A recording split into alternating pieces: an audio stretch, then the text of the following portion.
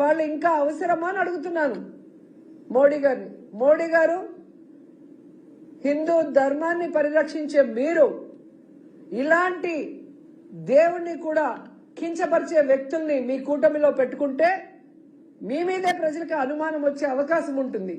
ముందు కూటమిలో నుంచి వీళ్ళని మెడబట్టి బయటకు గంటండి, తర్వాత వీళ్ళ మీద కేసులు పెట్టి కోర్టులో వీళ్ళని దోషులుగా నిలబెట్టండి, వీళ్ళు చేసిన తప్పుకి పనిష్మెంట్ ఇవ్వండి అని కూడా మనస్ఫూర్తిగా కోరుకుంటున్నా.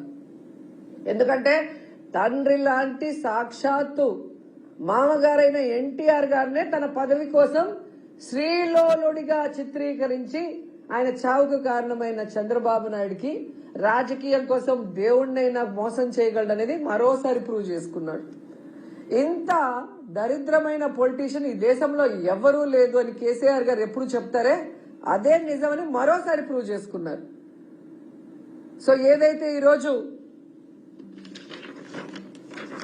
నేషనల్ డైరీ రీసెర్చ్ ఇన్స్టిట్యూట్ పరిశోధన చేసి ఇచ్చిందో దాంట్లో జంతు కొవ్వు గాని పంది కొవ్వు గాని ఫిష్ ఆయిల్ గాని లేదని ఆ రిపోర్ట్ ని సిబిఐ కోర్టు ముందు ఉంచింది.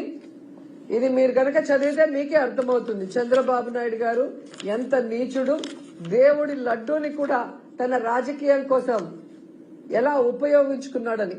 అలాంటి వ్యక్తిని తరిమి కొట్టండి. అలాంటి వాళ్ళు రాజకీయంలో ఉంటే మన ధర్మాలు భ్రష్టు పట్టిపోతాయి, మన రాష్ట్రం భ్రష్టు పట్టిపోతుంది, మన ప్రజలకి సుఖశాంతులు లేకుండా పోతాయి. మనం చూసారు కదా, ఒక వెల్ఫేర్ లేదు, ఒక డెవలప్మెంట్ లేదు, ఎంతసేపు అబద్దాలు. లేదా జగన్మోహన్ రెడ్డి గారి మీద వైఎస్ఆర్సీపీ మీద బురద చల్లడం తప్ప మరో కార్యక్రమం లేదు అని ఈ 2 ఏళ్ల కాలంలో అందరూ పూర్తిగా అర్థం చేసుకున్నారు.